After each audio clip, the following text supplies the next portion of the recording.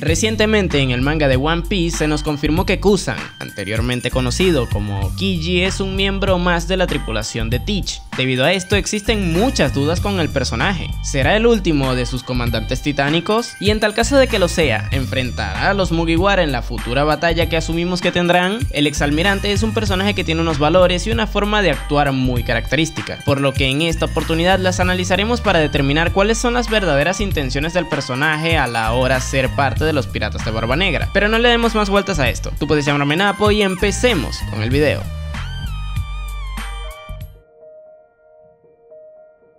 Lo primero que tenemos que tener en cuenta para intentar deducir las intenciones del exalmirante al estar ahora en el bando de Kurohige son sus ideales, y para ello tenemos un personaje clave en la historia que nos ayudará a simplificar este proceso.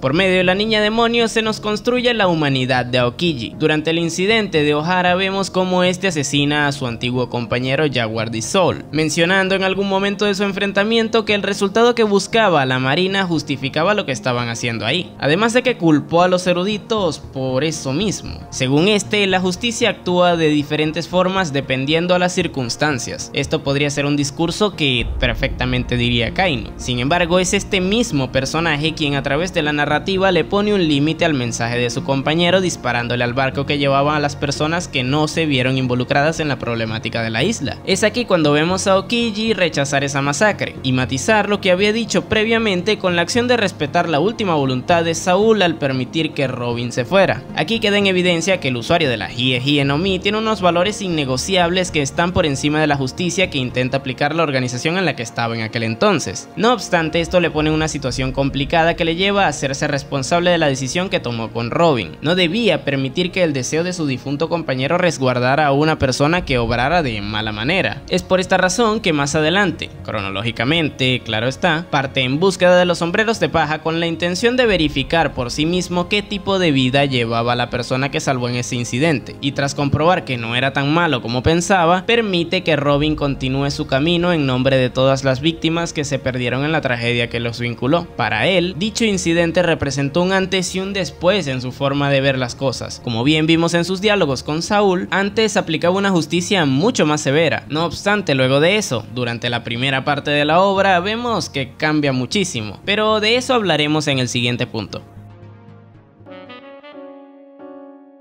La forma en la que el personaje actúa cuando se nos es presentado es muy distinta como le vemos en el flashback de Robin. Aquí el personaje es muchísimo más laxo, tanto como para incluso actuar en contra de los objetivos de su organización. En este punto, Kusan sabía que si quería aplicar la verdadera justicia no debía actuar como cualquier marín, y aprovechándose de su posición pone a prueba a los compañeros de Robin e incluso a ella misma, puesto que su intranquilidad era generada por el hecho de que no tuviera intenciones de vivir. De ser ese el caso, estaría desperdiciando el sacrificio de su antiguo compañero, y luego de comprobar que los Nakama de la niña demonio no tenían intenciones de aprovecharse de ella, tocaba ver si estaban en las capacidades de protegerla, por lo que el CP0 sería la prueba de fuego, la cual posteriormente aprobaron. Esto permitió que el personaje se desligara de dicha responsabilidad, puesto que ya había comprobado que el sacrificio de Saul no había sido en vano, y es que esta es la forma en la que Aokiji actúa. A simple vista podría parecer que es un almirante terriblemente negligente,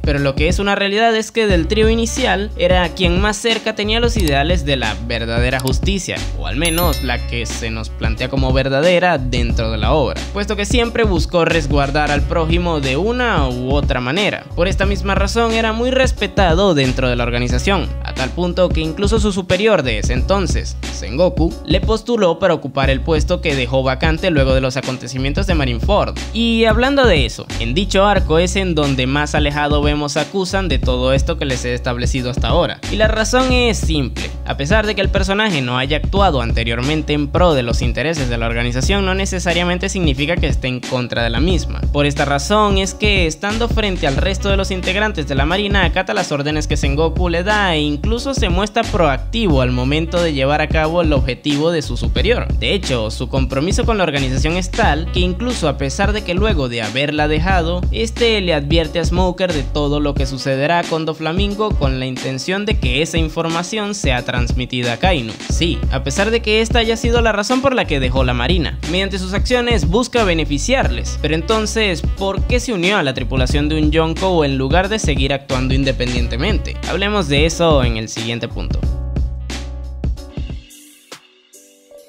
Hasta ahora, Kuzan nos había demostrado que no estaba completamente de acuerdo con la forma de hacer las cosas de la organización en la que se encontraba. De hecho, en su reencuentro con Smoker, este le dice que siempre desconfió del gobierno, y más adelante le afirma que a pesar de los rumores que se comentan de él por el hecho de haberse visto involucrado con el bajo mundo, este sigue siendo el mismo. A partir de aquí sí toca empezar a deducir, ¿sus intenciones al incorporarse en la banda del Yonkou son buenas o malas? Tomando en cuenta que el personaje ya pasó por un punto de inflexión que le llevó a actuar de la forma en la que le vemos cuando se nos es presentado, sería raro que luego de su enfrentamiento con Akainu haya cambiado drásticamente su sentido de la justicia. Si a eso le sumamos el hecho de que el personaje no tiene problemas con pertenecer a un grupo con ideales distintos a los suyos, y a la disposición que tiene de cargar con el peso de responsabilidades que se le van cruzando por la vida, dudo mucho que sus intenciones sean malas. Ahora, esto no quiere decir que sus acciones no reflejen lo contrario, puesto que al fin y al cabo, para pertenecer a la tripulación de Teach se tendría que ensuciar las manos tarde o temprano. Es por esta razón que no es incongruente que el personaje se haya involucrado en el secuestro de Pudding a pesar de seguir manteniendo los ideales que vimos que tenía antes del salto temporal. Ahora bien, ¿qué gana él con todo esto? Kuzan era plenamente consciente de que se venían tiempos muy complicados en su mundo posterior a su retirada de la marina, por lo que la mejor forma de influir en esa ola era surfeándola siendo parte de la banda que más prometió durante los 2 años del salto temporal. Estando allí sería capaz de ver por sus propios ojos los planes que el causante de todo ese revuelo tiene para convertirse en el rey del mundo. Esto último implicaría el hecho de derrocar al gobierno que actualmente es liderado por quien ocupa dicho puesto de forma secreta. Y al estar la marina de por medio, claramente esa organización sería destruida también, cosa que como bien sabemos no sería del interés de Kuzan, puesto que por los diálogos en los que ha afirmado tener mucha gratitud por uno de sus superiores, el hecho de haber sido muy respetado mientras ejercía y su compromiso con la organización posterior a su salida, podríamos suponer que su intención es hacer que la institución se mantenga. Ahora, esto no quiere decir que quiera que Akainu se mantenga con ella. El hecho de que se haya retirado para no recibir órdenes de su antiguo compañero confirma que no iba a estar de acuerdo con su forma de hacer las cosas. Y es que desde la tragedia de Ohara comenta que esos ideales le acercarían a la locura, por lo que no sería nada descartable que parte de las acciones del personaje en el bajo mundo y las que ahora hará en la banda del Yonkou tendrían la intención de demostrar que el camino que la institución debe seguir no es compatible con los ideales de justicia que tiene el usuario de la Magu Magu.